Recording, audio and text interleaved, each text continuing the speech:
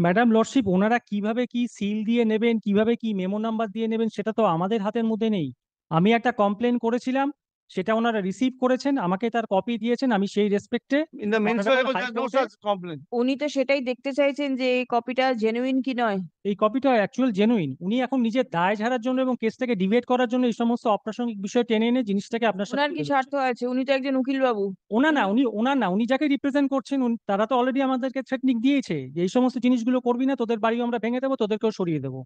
এখানে chairperson including local councillor including মানে all of south Dum Dum municipality employee আমাদেরকে ঘরের মধ্যে বসিয়ে সরাসরি হুমকি দিয়েছে, কেস থেকে সরে না গেলে বিপদ আছে।